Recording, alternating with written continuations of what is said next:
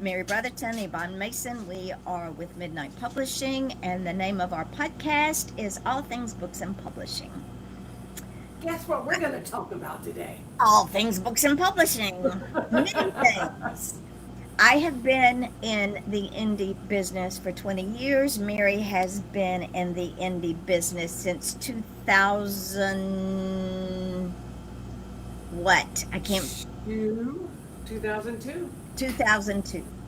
So she also had her own magazine that she ran. She's a journalist. So between the two of us, we are not novices at We're this. not newbies. No. Mm-mm.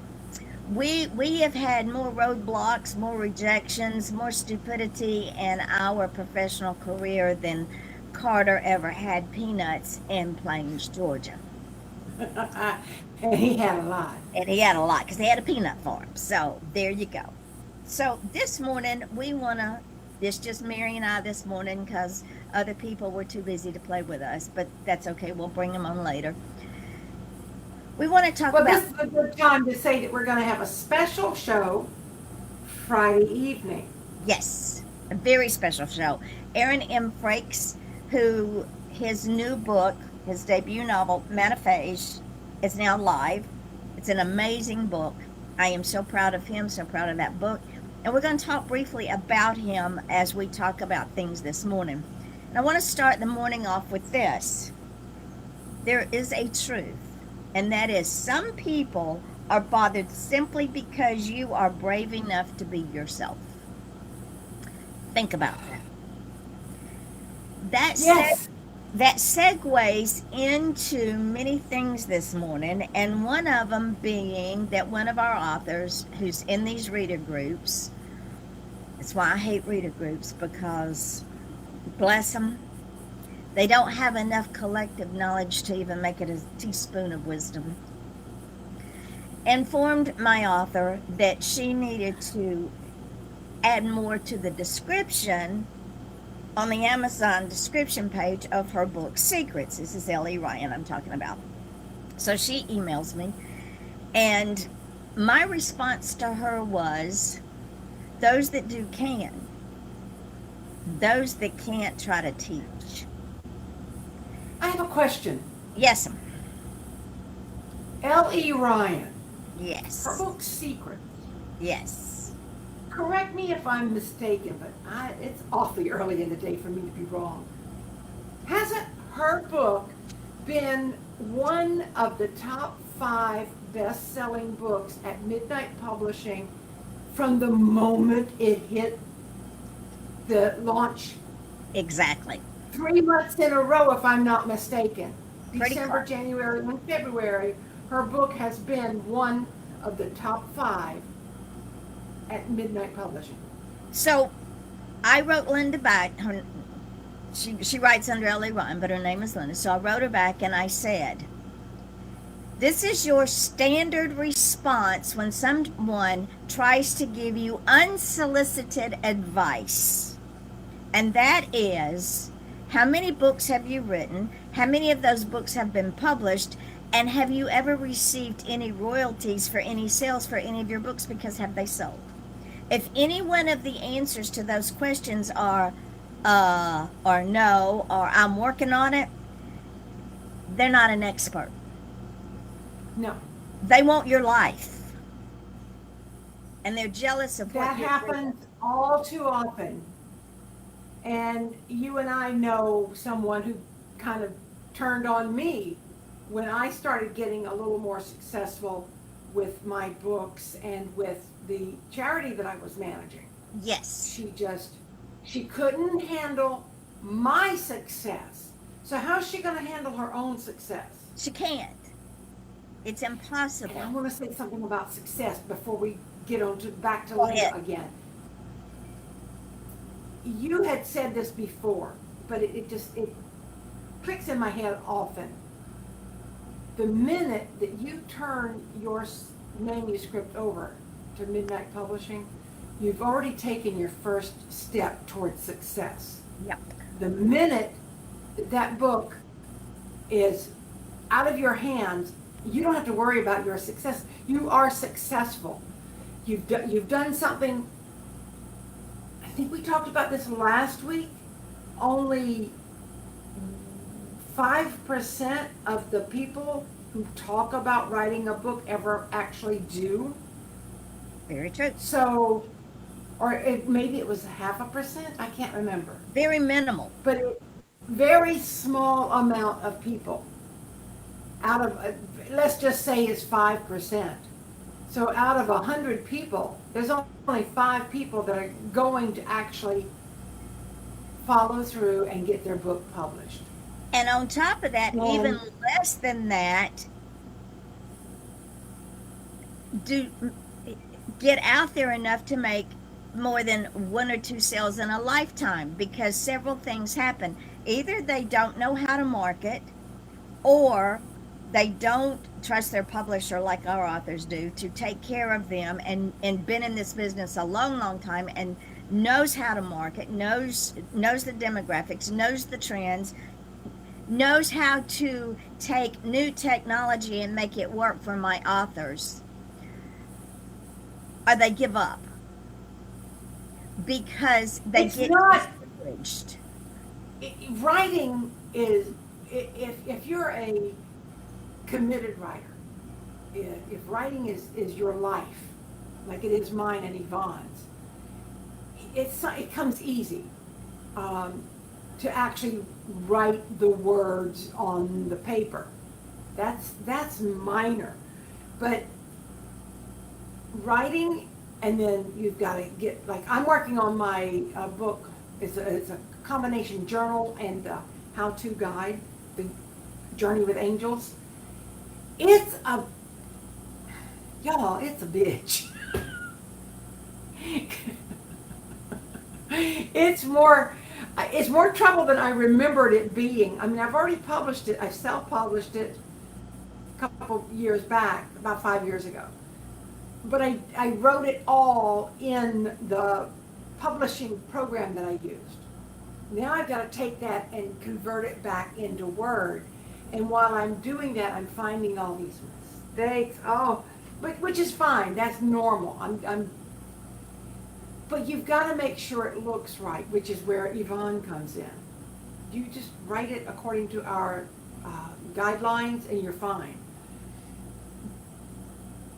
But you write the book, and then you think, I'm done. I can quit. I don't have to do anything else. Wrong. Because, yes, the book will sell itself somewhat on Amazon, but we can only do so much with the cover, and that's what draws them in. But also, Yvonne can only do so much with the keywords. That's another thing. People, if they're looking for true crime, they'll type in true crime novel, or true crime, or crime thriller, whatever. But is it a psychological thriller? Is it a true crime? Is it a fiction? Whatever. Is it a cozy mystery? So Yvonne has to figure out all of these little categories to put it in. And it's amazing that she does so well with it, because, I mean, I looked at Aaron's book last night. It's number 93. Nice. In one of his categories, I forget which. Because you gave it the right category when you first uploaded it. I wish he would go ahead and let her do the Audible. We could get so many more sales. He's not the only author that's hesitant to do that. But even though Yvonne does everything she can to get the book as marketable on Amazon, that's still not the end of it. Because if you sit back and say, okay, well, I wrote a book and I got it published, and go buy it, you got to keep it up and keep it up and keep it up. You have to market it and promote it and promote yourself.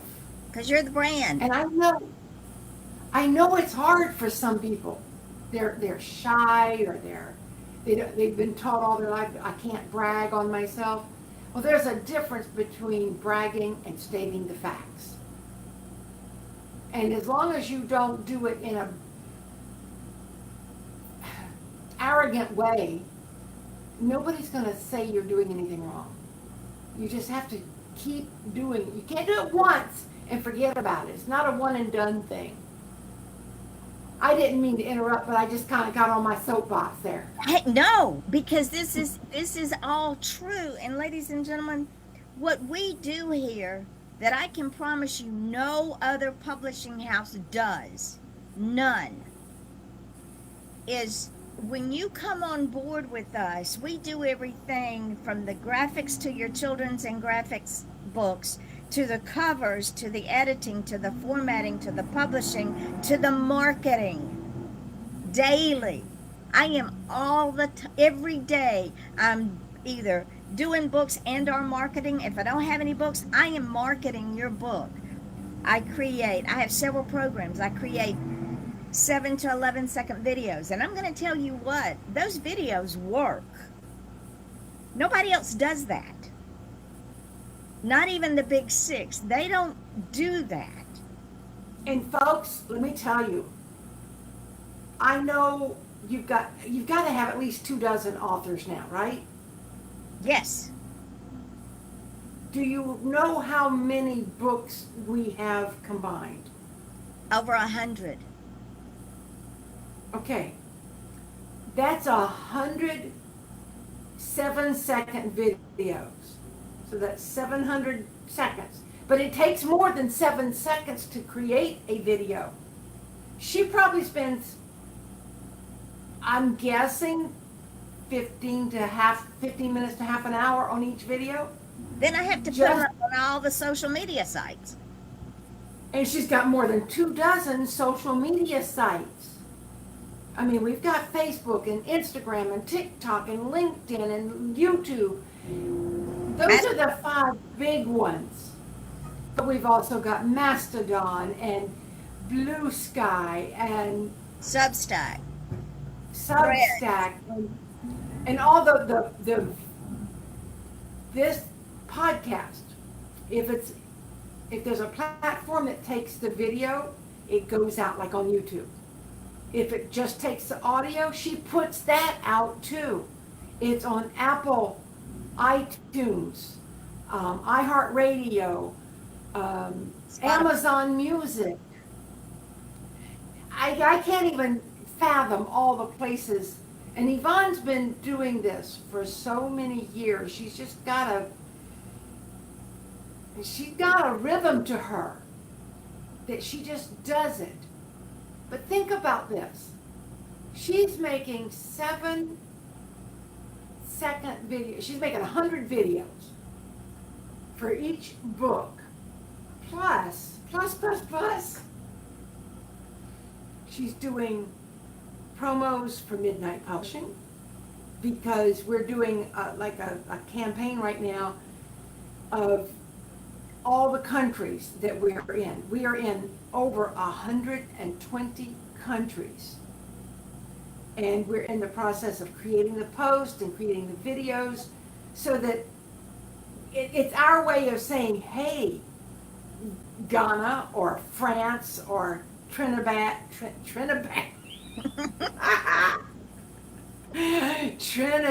and Tobago. You know, all of these places that listen to us, watch our videos, have joined our website. We're in the process of saying hi. We appreciate you on a personal level. And we can't, unless you join our website. And we're also in the process of doing that, trying to do a hello shout out to each individual author who has joined our website. And the author wannabes. But the wannabes will have to wait till after we get the authors done. There are a lot of moving parts, basically, that keep this machine going. No other publisher does this. You will not find, you might find videos of a book, once. Just ask Sherry Ann Richardson, who had to pay for that video. Well, they didn't Just even ask do her. they didn't even do videos for her gardening book. All they did was put it in a couple of newspapers. Now this That was she had to pay for. that she had to pay for. This was with Penguin. And what Sherry Ann did is Penguin picked up her gardening for idiot, gardening guide for idiots, and they advanced her a 5 figures. But out of that advance, she had to eventually pay for her books. She had to pay for the agent. She had to pay for the marketing, and she never got any royalties. She had Never. to pay for a publicist. She had to Yes. pay for her editor. And she also was And not. the thing about the marketing, Sherry Ann told us that, say she wanted to buy tote bags, and she was going to an event. She was going to go to a book signing, and she wanted to give a tote bag with the cover of her book to everybody who bought her book. Can't do it. Couldn't do it. We don't like that. But you can give out pins. You can give out business cards or bookmarks, but you got to pay for it. And she if was you also sell them, She was also you can't limited sell on more the than $250 worth. Right. She was also limited on what venues she could go to. She had to get approval from Penguin. And see, I knew all of this way back when. And when her books did not sell enough to reimburse the company for the 5-figure advance, she had to pay it back. No, no. Now, ladies and gentlemen, on our website, we are seen in 49 countries, 158 regions in those different countries, 254 cities within those different countries. That is just on the website. On YouTube, we have 4,056,184 viewers in 120 countries. The numbers speak for Somebody's themselves. paying attention. In the last 48 hours, we had 735 views on what I put up yesterday and the day before. How's that even possible? It's magic. It's a God thing. You know, it's like God is Midnight Publishing's fairy godmother. And he's just sprinkling all this little fairy dust over everything we do. And what's so funny Oh, is, I have an announcement. okay, I just remembered this. It came in late last night. Connie Stegel yeah, DM'd me on Facebook. And it was unusual because it came in late after like 10 o'clock at night. And I'm like, what's going on? But she's in Texas, right, right? So she works for a store, and I'm going to give them a little shout out here, Honey Bunnies in LaGrange, Texas. They sell children's clothing, and it's a bakery. They have, as she called it, a high-end boutique next to the bakery. And Connie wants to talk to the owner about putting all of my children's books in her store. And I'm like, oh. so if they want them, we'll just drop ship them to them.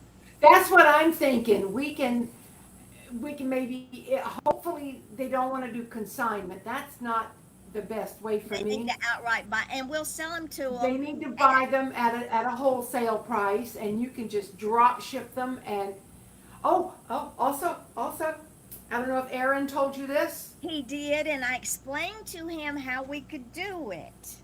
Okay. He You want to explain to the people what we're talking about? Okay.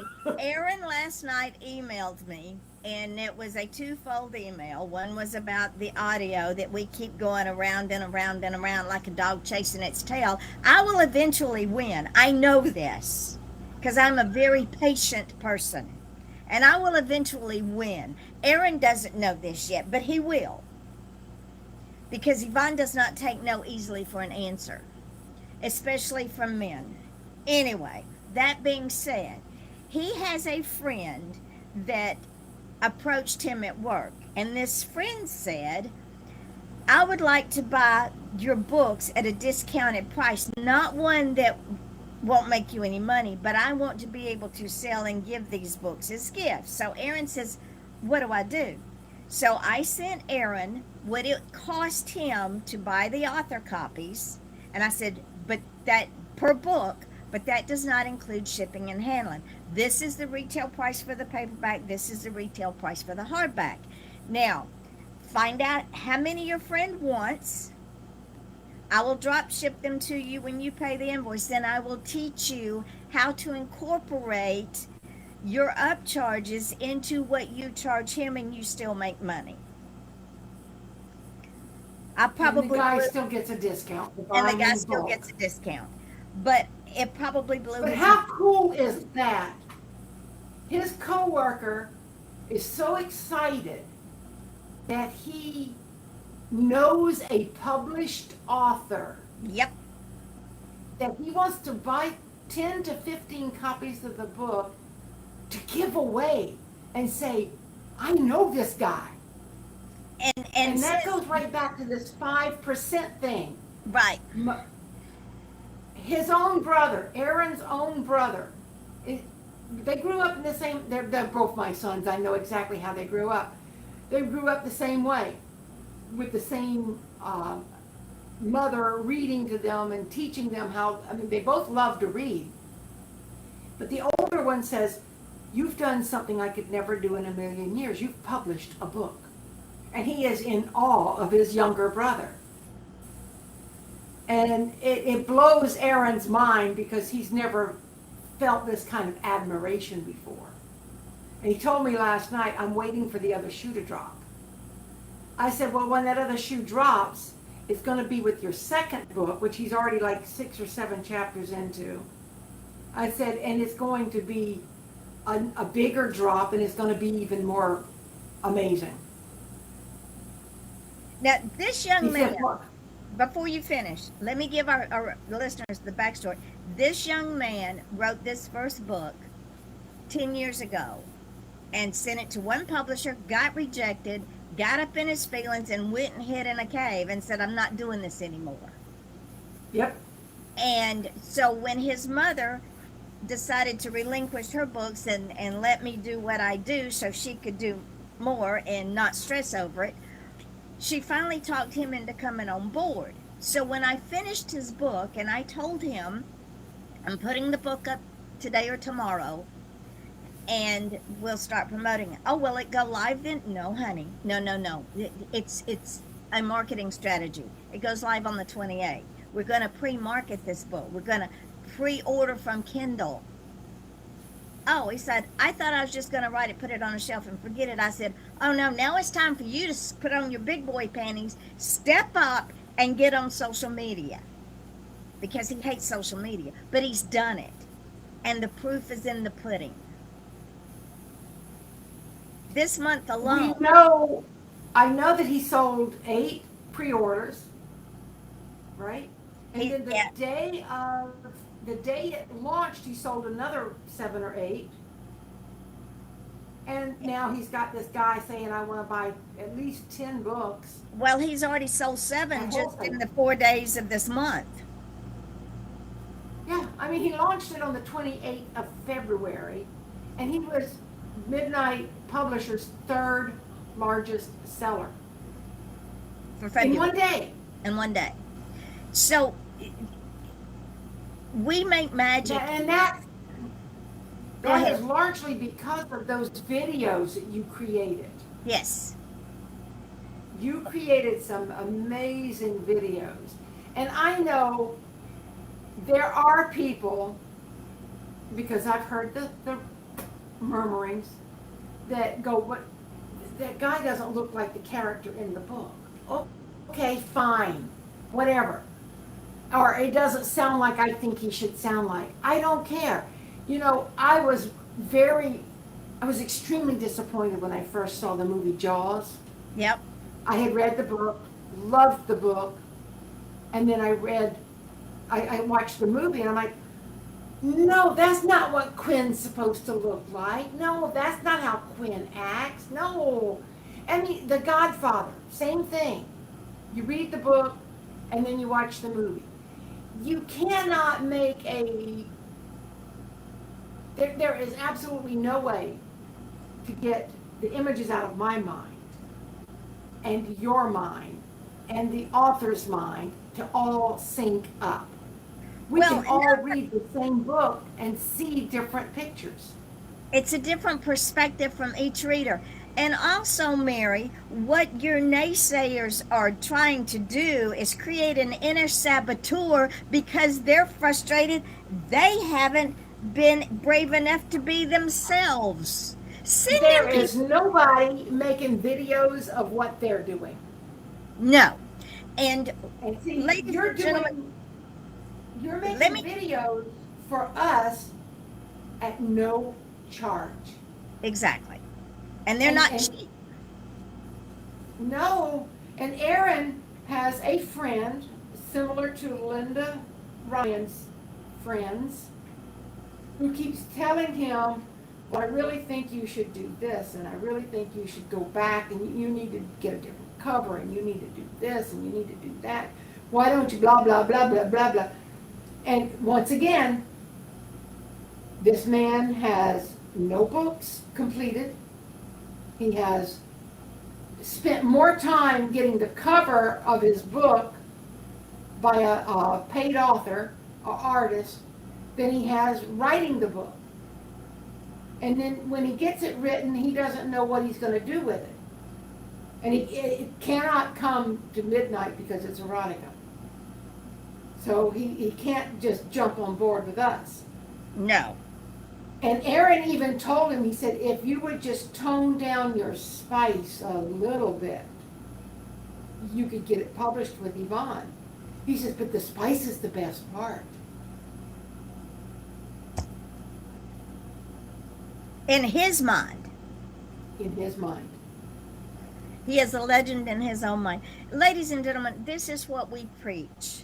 And that is,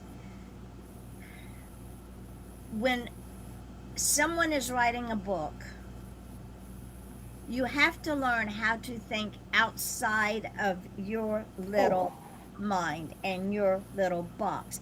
Because you can write a book all day long and twice on Sunday. And you can publish it yourself, put it up on Amazon, put it up on Lulu, and you can say, I'm a published author. But what good does it do if nobody reads it? Right. When I wrote Silent Scream, which was my very first true crime, I did not write it like your normal true crime authors write. Because of my background, I didn't have to go get technical advice from law enforcement. I have that background. My late husband worked the case. He was the expert. He had that experience in that case. All of our friends were ex-LEO, state attorneys, and attorneys. They all were the experienced people in this case.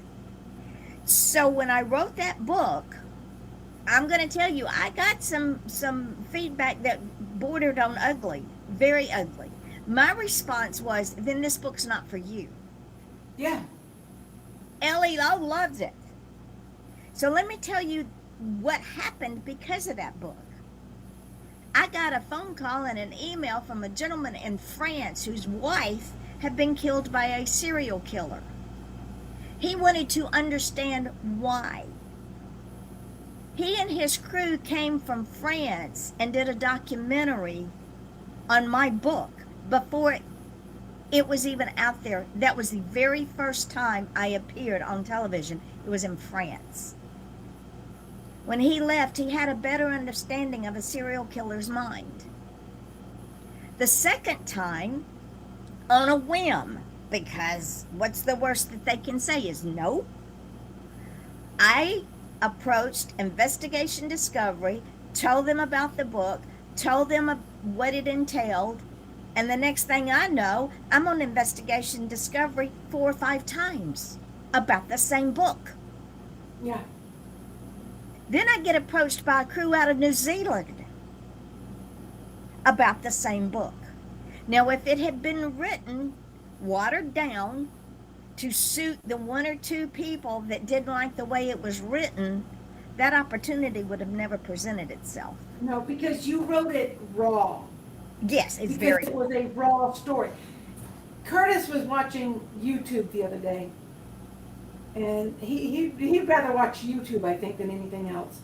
But I stopped because I something caught my eye. I heard a name, and there was this picture of a huge tree. He was watching Florida's most haunted sites. Yep, And the name I heard was Gerard Schaefer. yep. And I'm like, wait, what? Back up. Rewind that. I want to see that again. Because what's the deal? I said, Yvonne wrote about this. That tree where those girls were found.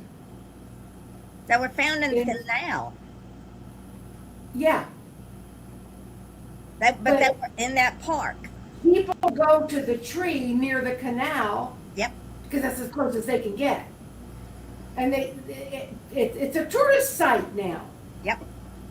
And I told him, I said, Yvonne wrote Silent Scream about this guy. And that was just Because 2 of of the the lady. victims. Say that again? That was just 2 of the victims. Right. There were more. There were at least 35, but we only know of 9. One of them, the youngest one was 8, and the oldest one was 22. Hmm. In fact, I know you see the name Lowe, the last name Lowe, on my feed a lot. Well, Yes. that's the family of one of my victims. She just had a wow. birthday. One of my victims just had a. She went to school one morning and was never heard from again. She was 13. They don't know where her body is. But what I'm saying to everyone out there is those that can do, those that can't, try to teach and try to give unsolicited advice about something they know absolutely nothing about. And they may not realize the damage they're doing or they're trying to do. They're sabotaging our success. Jealous. I mean, if Yvonne had listened to the people who said, "Oh, that's too raw. That's too much. Don't give that much information. I don't want to read that." Then don't read it. I don't read Yvonne's true crimes. I can't. I read her made up crimes. I'll read her murder in the village and duct tape, tarp, and a shovel. But no, I'm not reading the gory stuff. That's just not. I can't do that. And that's okay. I write there's- my own. The backstory to that book is while I was researching and writing it, I don't sleep anyway, but I really didn't sleep when I was working on that book, which took 8 months. I bet. I finally did go to sleep and sat straight up in bed because this voice said, "I'm going to kill you." Now he'd been dead since the 1990s, but he was living rent free in my head. And I knew he couldn't kill me. He couldn't hurt me as a ghost. What are you going to do? You know, I'm not afraid of ghosts. I'm worse than they are.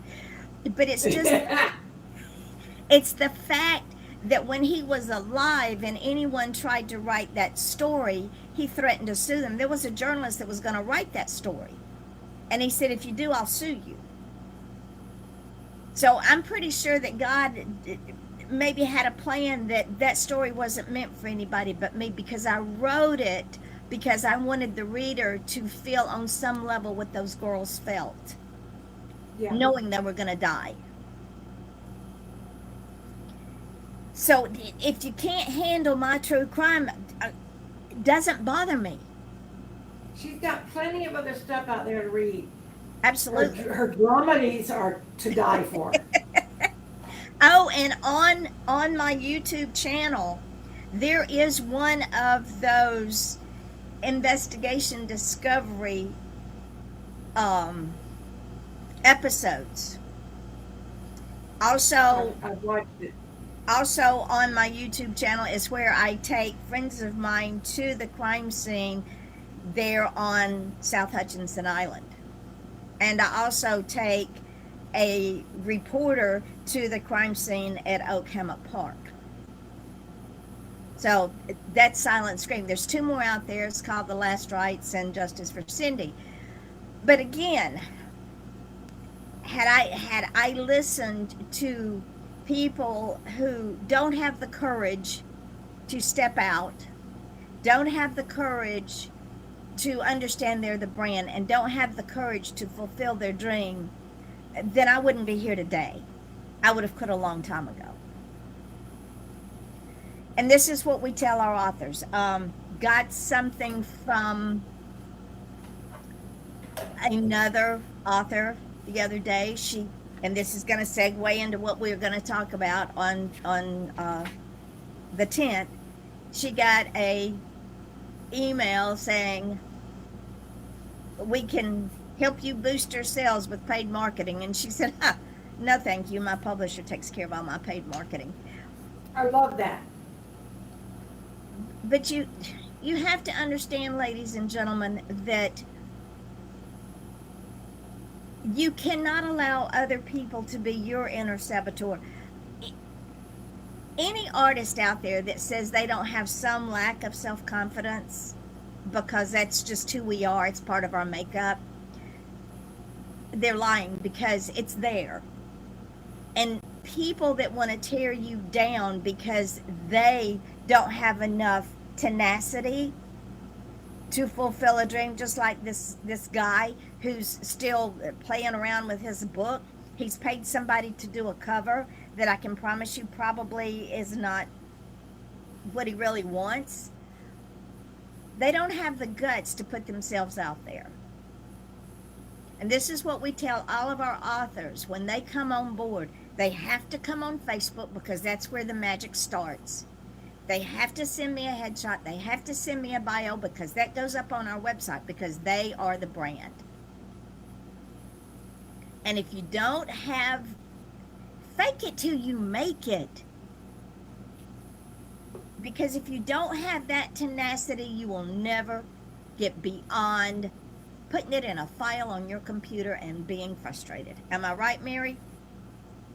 Annie, I am the queen of that. I have had books on my computer for 40, 45 years. I'm 71 now. Ever since I've had a computer, and I was one of the first people in my family to have one, all of my files went onto my computer. And I have books of stories that I haven't even transcribed yet. I'll get to those one day. But I kept putting it off. I kept thinking, one day, I'll get to it one day. I'll get around to this. I put other people first. I helped other people publish their books. I helped other people achieve their dreams. And then finally one day, I was having lunch with Yvonne, and she said, just stop. Send me what you've got. I'll turn it around for you. Within a week, I had, I think, 2 books published with you. 6 weeks later, I had 6 books published with you. And let me tell you, folks, you might think children's books are easy. To me, writing a novel is much easier. Takes a little longer because there are more words. But writing children's books is not the easiest thing. You've got to appeal to the child, and you've got to have the proper words. But since August of 2025, since I got out of my own way and I started trusting Yvonne and trusting the process, I now have 20 books. Well, 18 with Midnight Publishing. 2 that are still She's still waiting for working me on to get them it. turned around and get over And there. of those 18 books, the ones that can go on Audible went on Audible.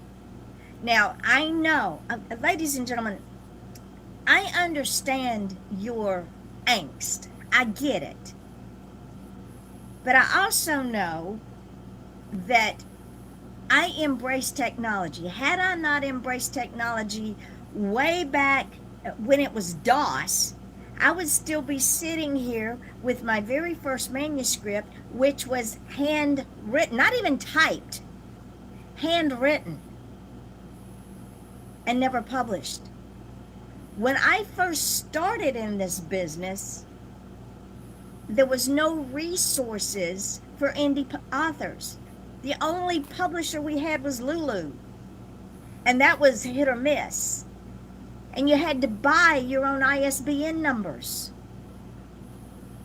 There were no websites. There was no social media. My first social media was MySpace. I think I still have the account. I don't even know if MySpace is still up and running.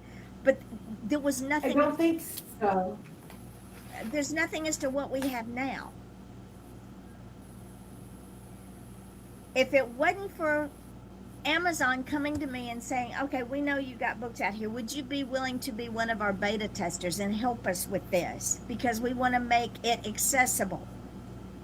Hey, I'm all about it. Let's try it. Every one of my authors, with the exception of 2, because they're being stubborn,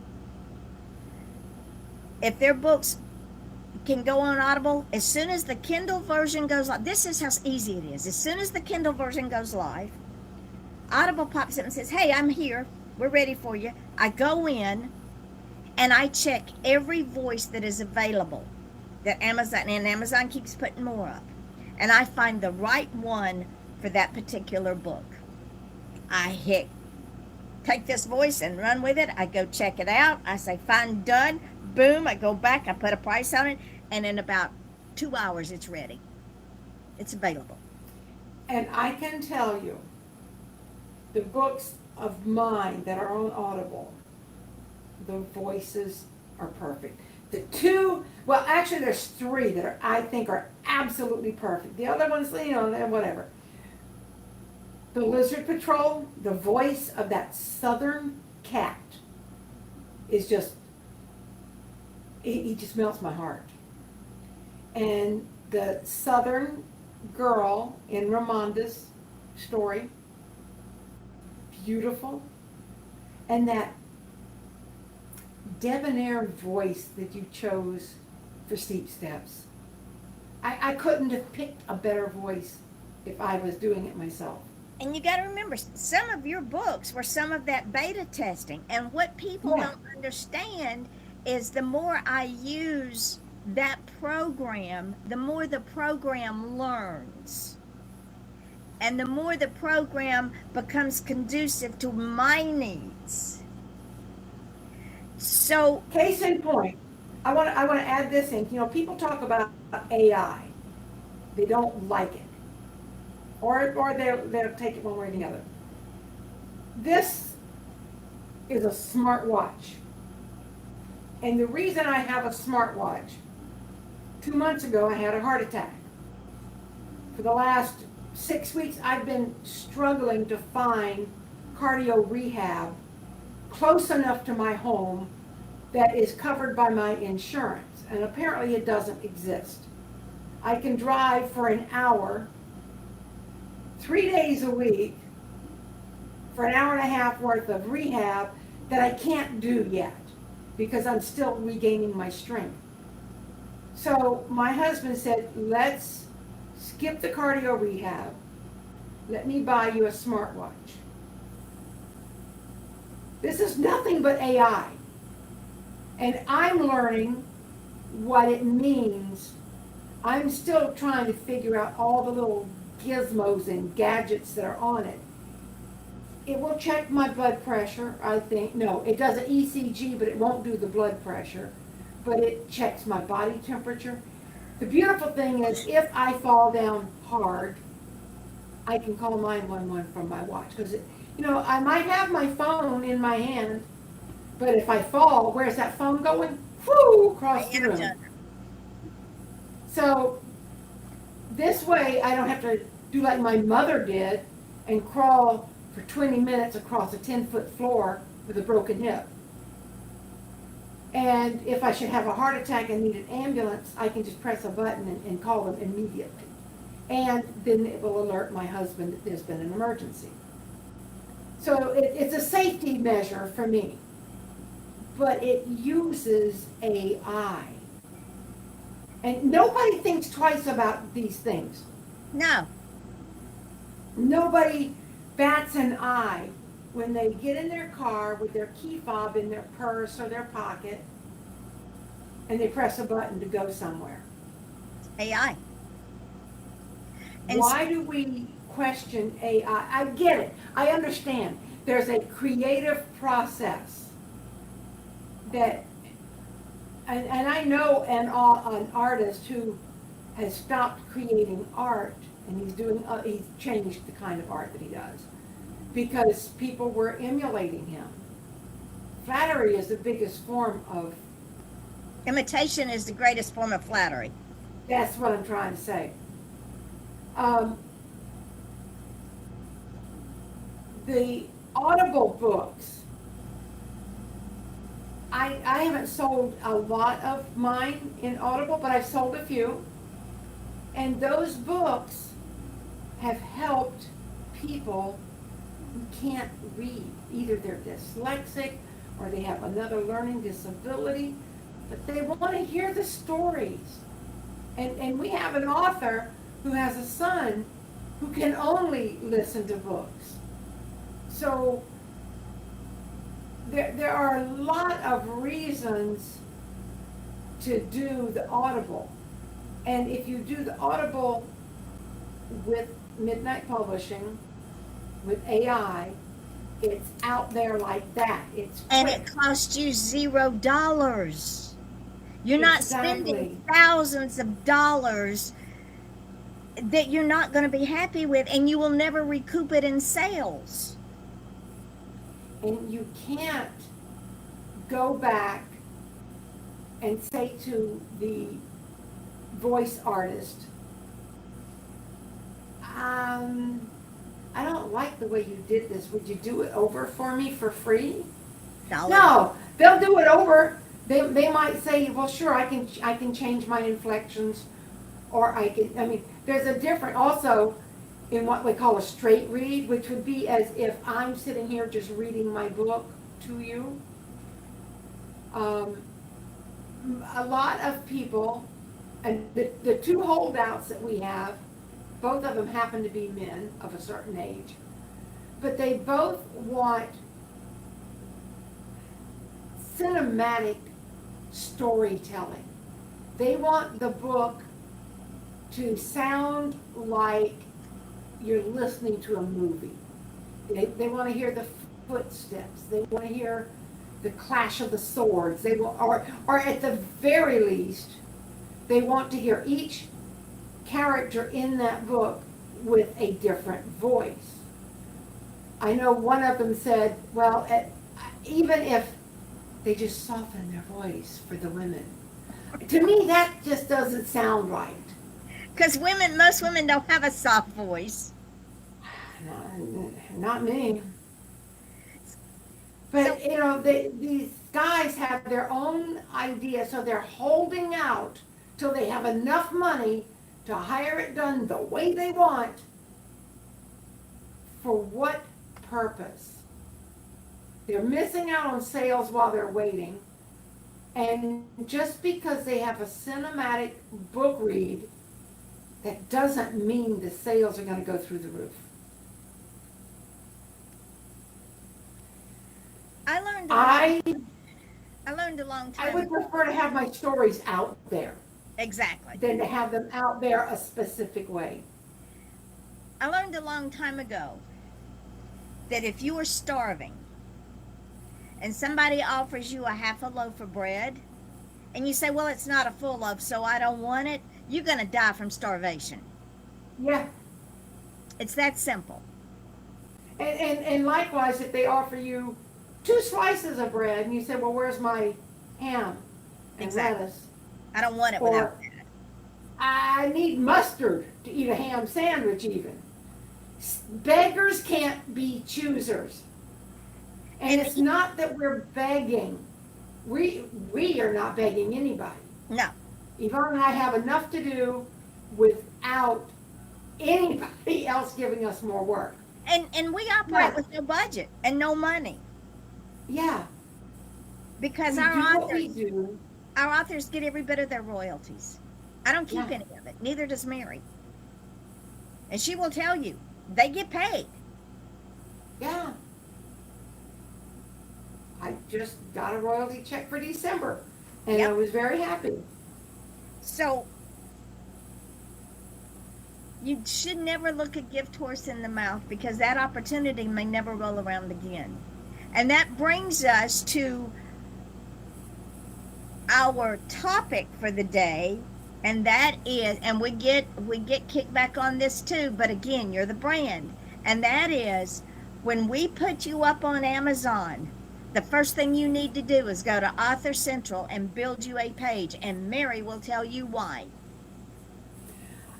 Before I do, I just got a text from my son. Yeah? Gotta share it.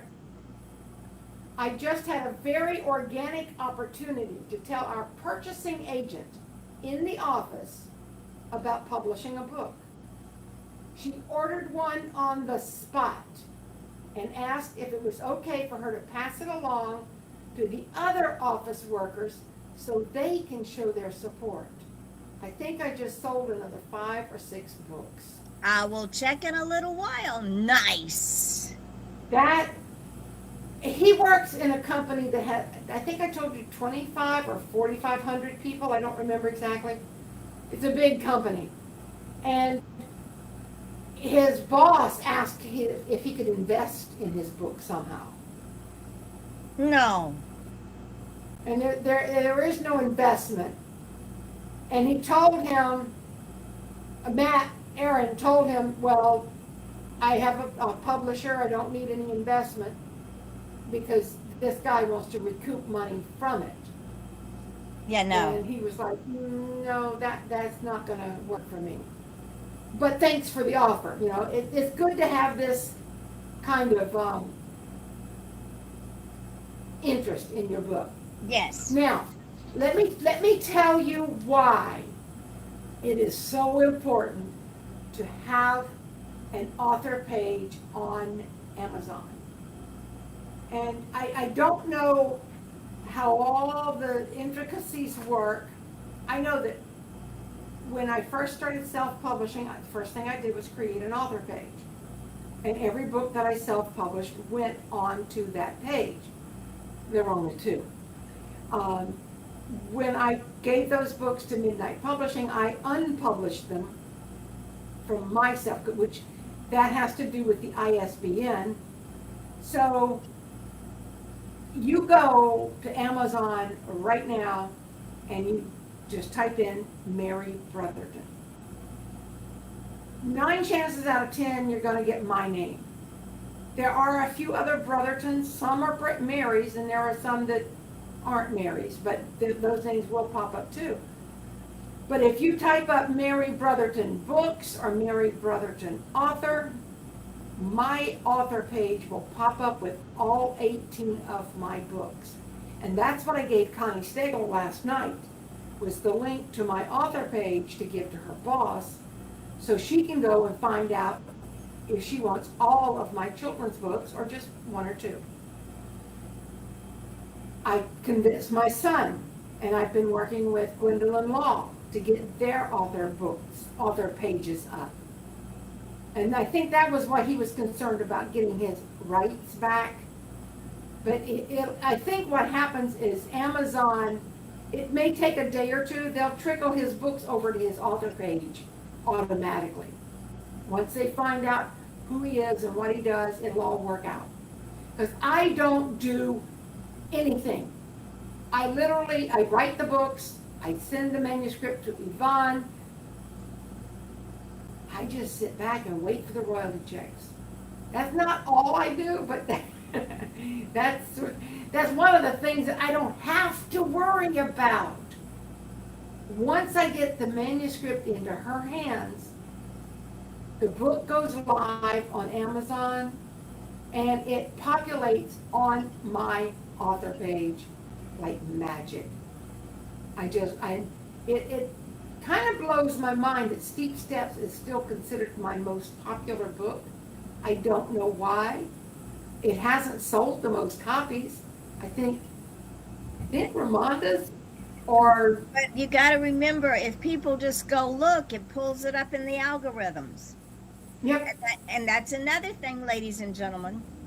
Every time that your inner saboteur with unsolicited advice says, oh, you need to do this, and you come to me and you say, Vaughn, I want you to do that, and when I say no, there's a reason for it. And the reason is, I have to take time from another author to take care of something because Joe Blow can't get his head out of his ass. And number two, every time I go in and mess with your book, it drops your algorithms down and we start all over.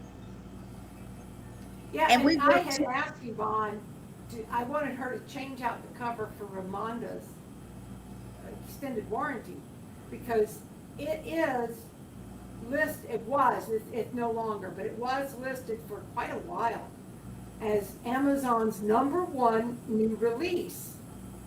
And I put that on the cover because I think that's pretty remarkable. And I asked her, would you update my cover? She said, if I have time.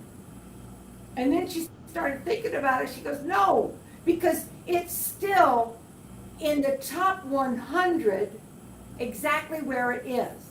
If we take down that cover and put a new cover up, then you start at the bottom of the barrel with Amazon. Even though you don't change your ISBN, you still are changing the cover and everything. You just upset the whole apple cart. And I'm like, okay, fine, I don't care. I want the book out there. I want the book to help people. I want it to inspire people. Now, down the road, in a couple of years, once this book is established, it won't hurt to refresh the cover. That's what they do all the time in the publishing world. But right now, with everything so new, with all of our authors so new, and with a Midnight Publishing so new, I'm not upsetting the apple cart. When I pulled my books back from my old publisher and started this company, I gave them all new covers. And there's a reason for that. Because it was a different time, a different day, a different house. Yeah. And we actually talked to Sherry Ann about that with her gardening book.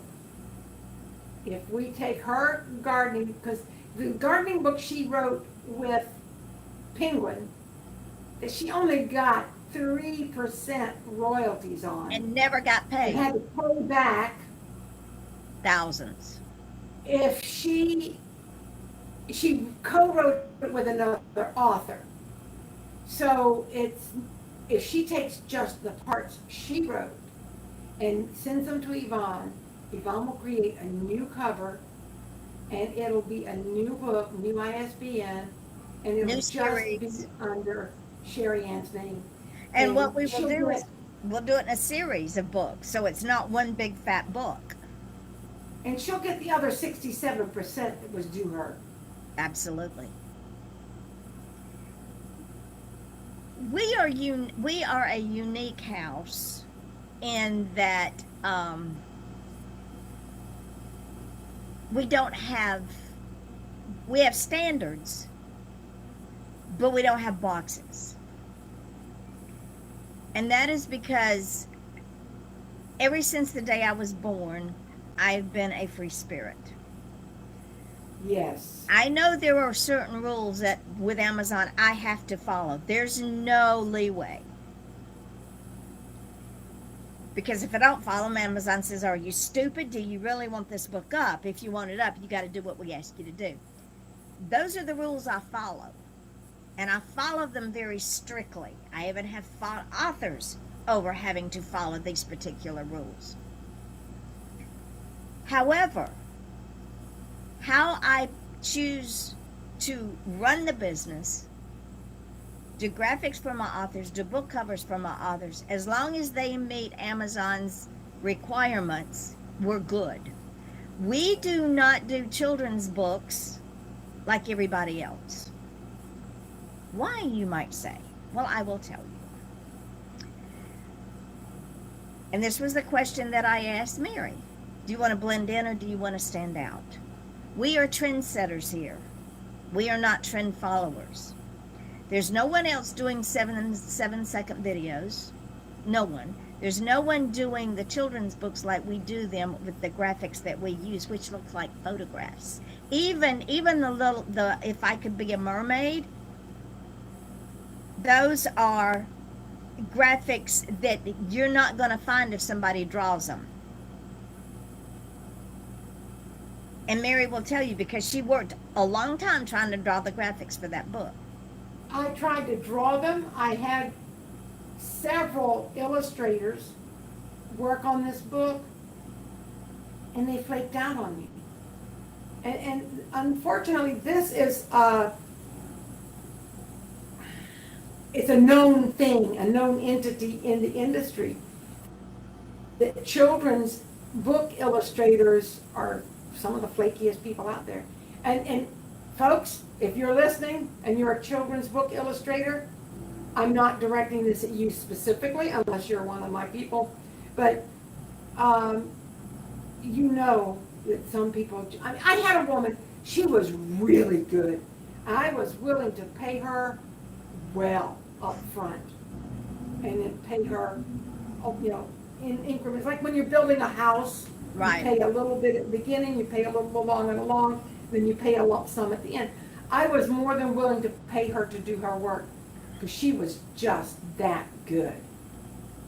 And she had done just enough images to really hook me, and then she disappeared.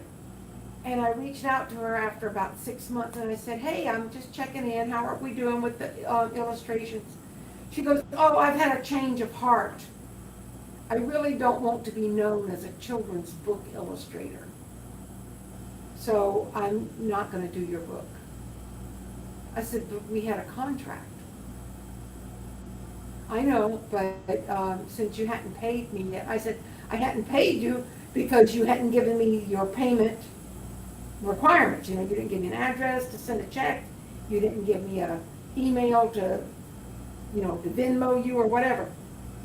"I know, but I've just decided I don't want to do this." I'm like, "Well, a heads up would have been nice."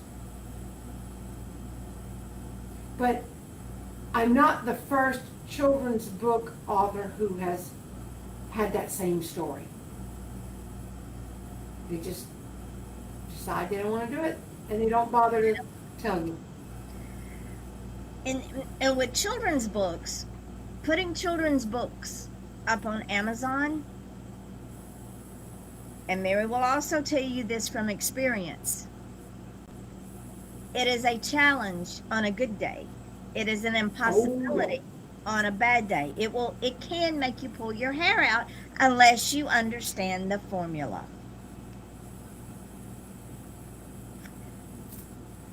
Mary will tell you. I worked for a year on Linda Humphrey's book, Cornfield Flyers of East Tennessee. And Amazon doesn't tell you what to fix or how to fix. They just say, "This ain't right, make it better." And they do give you guidelines, they give you videos, they give you links. You can spin your wheels over and over looking for the one answer. And I couldn't find it. And I said, if I'm not in the habit of testing people, but in a way I was testing Yvonne. I gave her all the files that I had for that book. And I said, in my head, if she can pull this off, I'm going to work with her. She pulled it off in 24 hours, and within, I want to say, 26 hours, a copy of that book had already been sold. Within 2 hours of her getting that book up live on Amazon, it was selling. Unbelievable. I just don't get it. Because they have a formula. Yeah. And if you don't follow that formula, you will drive yourself crazy. They have a formula for every format that you put up there: Kindle, hardback, and paperback. The book covers are different for all three of those formats. When I put up Ellie Ryan's book, she had a heart attack because she thought we had screwed up the Kindle cover. No, you have to put that Kindle cover up in pixel format, not inch format, because it goes on devices. Because it's digital. You put the hardback book cover is formatted differently because you have a wrap that forms the book cover. They take cardboard, they wrap the cover, and they have to have a certain amount of inches to wrap that book cover. And if you don't have all the wording and all of the graphics in the right place, they will kick it back. Yeah. With children's books, you have to have the right size. For an 8.5 by 8.5 book, you have to have the right size graphics or they will kick it back. Same thing with coloring books. If those graphics inside that coloring book do not fit within their specific size, they will kick it back. So what we do with children's books especially is we've done away with all the background. You don't need the background. All I put on there is the graphic, because children don't care about, sure, it's pretty, but it's a pain in the neck. You don't need that background. We just put the graphic up there. I make the graphic fit within the 8.5 by 8.5 book. Your book cover has to match the interior of the book. If your book is a 6 by 9, that book cover's got to be a 6 by 9. If it is a hardback, it is a different size because of the wrap. Yeah. If it's a children's book, I do all of my children's books 8.5 by 8.5. That book cover's got to match that, and so do the graphics. If not, they kick it back. And the children's books, even though they're all 8.5 by 8.5, like my grandfather's book, it's thicker. It has more pages. So that affects the cover as well. Absolutely. And you have to understand it is a process. And this is why authors get frustrated, and I see it more and more every day on different pages on my Facebook feed. I'm frustrated. I don't know what to do. And they're getting bad advice. Yeah. Very bad advice. And this is why we tell people you need to follow our guidelines. They are on our Facebook page. I believe they're on our website too. And all you have to do is email either me or Yvonne, or DM us on Facebook or Instagram, wherever you find us, and ask us to send you a copy of our guidelines, and we'll be happy to. We'll also send you a copy of our contract, because you have to sign a contract in order to work with us. And it doesn't include money unless you piss off the publisher. Right. Sherry Ann told us our Penguin contract, I think, was 15 pages. Yep. 15 or so pages. Our contract is 1 page. And Aaron Frakes summed it up. He says, basically, the contract says, don't piss off the publisher. And you're good. And really and truly, it's a statement agreeing that if you follow our process and trust us, we'll get your book published as quickly as possible. If we publish your book and you come back after it's published and you say, oh, I found a problem, I need to undo it, I need to edit my book, fine, we'll take it down. Well, I say we, the royal we.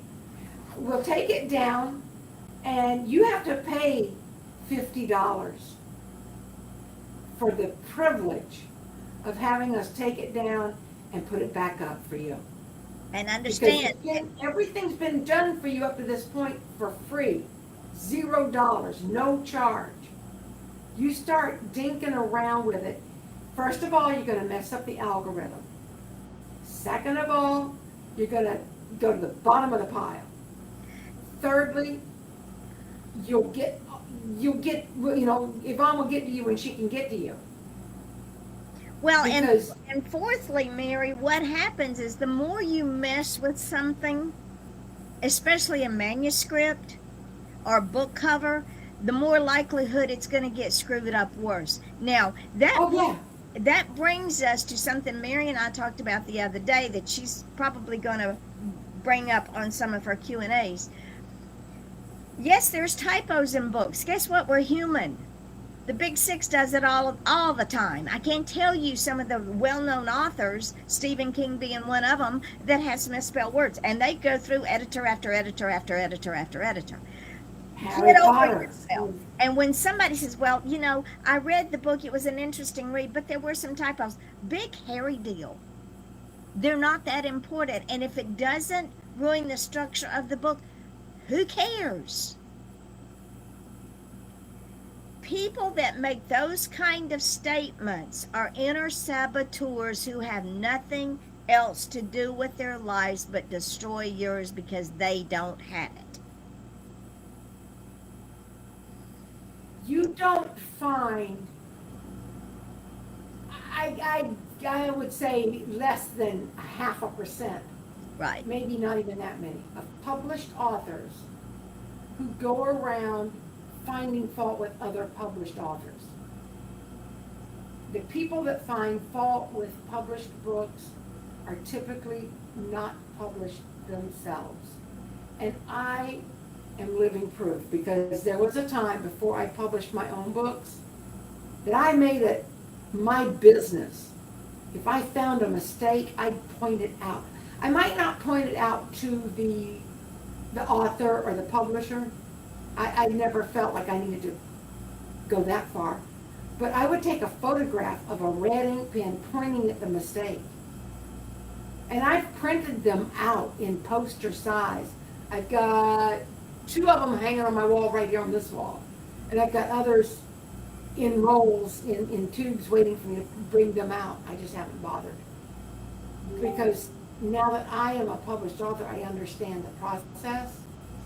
And I understand how easy it is to let a single mistake get through. And there was, I don't think we found the actual author of this quote that said, it was one of the Big Six. This book has gone through X number of edits and readers and reviewers. If this typo stayed, it deserves to stay there. Exactly. The typo has fought for its life because so many people have overlooked it. And that is the sign of a good book. When you don't even notice the mistakes because the story just sweeps you along. And the mistake does not delineate from the enjoyment of the book. So I'm throwing this out there for all of you who think you are the world's latest best critic. Stop it. Number one, we don't care. And number two, when you come sideways to my authors, guess what? My authors bring it to me. And if there's a name attached to that, I will call you out. I don't mind. Because when you rattle my cage as the protector and gatekeeper of these authors that I cherish, it will come to no good end. I will call you out. These authors work very hard at their craft. I'm very proud of each and every one of them. Some of them have been having these dreams on the shelf for 25 years or better. Mary had one for 40. So don't come sideways at my authors. You can come sideways at me all you want to, but do not come sideways at my authors. You either like the book or you didn't care for it. But don't minimalize a review with, oh, it had some typos, but other than that, it was a good book. No, that's called a left-handed compliment with a side of insult. That was not necessary. Because I will take that review and I will flip it on its head every single time. Yeah. And like you said, those who can do, and those who can't, they either criticize or they try to teach. In fact, Kara Benson, who is one of my new authors, who's going live with Salt Covered Lives in 5 days, in 5 days, on the 9th. On the 9th. She was at a creative writing class, and this publisher said, and I quote, oh, if you have dialogue by one character, and then there's action with that character and somebody else, and then that character brings back with dialogue, put it all in one paragraph. Because people don't like multiple paragraphs. Well, guess what? He was a publisher. He should have known better. And I said, no, if it's confusing for me as a publisher and an editor to try to figure out who's on first, imagine your everyday reader. Break it up. Yeah. Dialogue, paragraph. Action, new paragraph. Dialogue, new paragraph. Because the only time you can get away with using the action inside the paragraph of the dialogue is if it's something like, Yvonne said, don't pay attention to people that are criticizing you, as she was doing her podcast.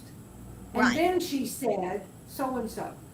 But you don't say, Yvonne said, do as I say, don't do as I do. She got up and she went and got coffee, and then she fed Lenny, and she checked the door and picked up a package, and she said, I'll be right back. No, you don't do all that stuff in there. It's too confusing for the reader. And if And this is something, believe it or not, I've learned from my husband, because sometimes I'll have a conversation, and I might be talking about Yvonne and Aaron and Gwendolyn and myself. And so I'll start a conversation, but I was talking with Yvonne and Gwendolyn and Aaron the other day, and I said so-and-so and such and such. And then Gwendolyn said this, that, and the other. And then she said, because I'm thinking Yvonne, but I don't tell him that, because I can see you in my head. That's sad. And he's like, wait, I don't know who's who. You got too many women in this story. And that actually helped me be a better writer. Because if you can't see it when I'm speaking, You can't. how are you going to see it when you're reading it? So, again, the inner saboteur. When I was in school 100 years ago, before they had electricity, I have to give my teachers some credit in that they taught us how to write structurally correct. And my mother always taught me, you learn how to do it the right way, and then you can pervert it. But Yes. if you know how to do it the right way, then you can pervert it so that it is readable. And so when those inner saboteurs start knocking at your door, just come to me. Come to Mary. We both will call them out. We don't care.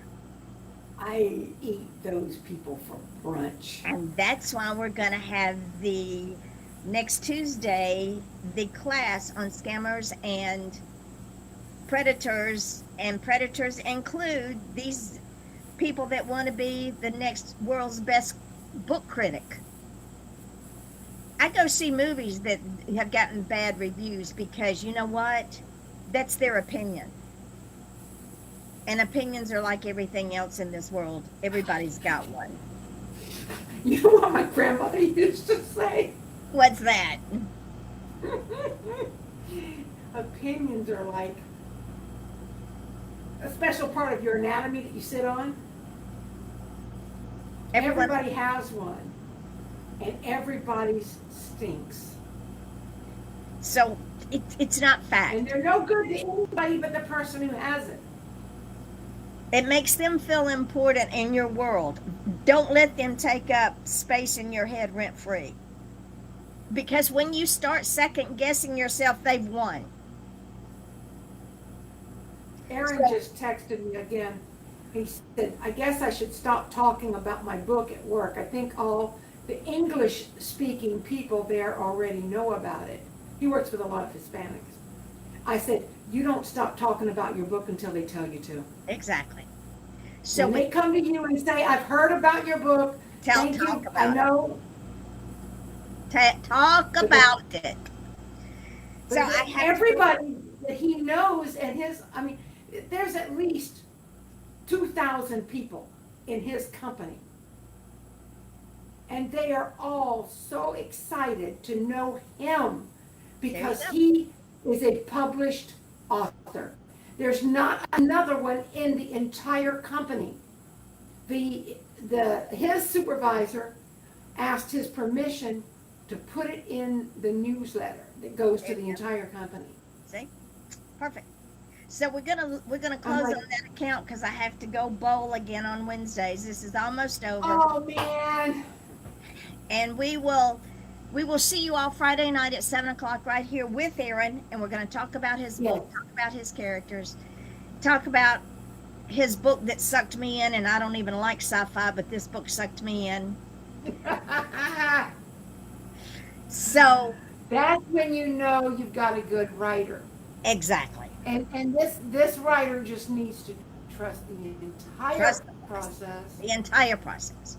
So, ladies and gentlemen, our last words to you is stop listening to the voices outside of our world.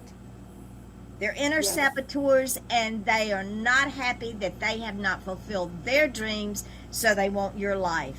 They can't have your life. They can't handle your life. No. Right, Mary? Exactly. What was that quote you started the show with about the truth? It is, some people are bothered simply because you are brave enough to be yourself. Perfect way to end the show. And that is true. And I would encourage everybody to be brave enough to be yourself. And if you've got a story, just one story. We start with one. And then we go. I mean, we just expand. We don't know where it's going to take us. Reach out to Midnight Publishing on Facebook. That's the first place to start. And then we will help you get your dreams fulfilled. Join us. It's a group page. Join us. We love to have you. We are dream makers. We are. So until I talk to you. Dream catchers. Yeah. Have the day you deserve, ladies and gentlemen, and be kind to yourself first. I love you, my darling. I love you. And this was a great show. Can't wait till Friday to catch up with Knucklehead. Until then, ladies and gentlemen, goodbye. Bye-bye.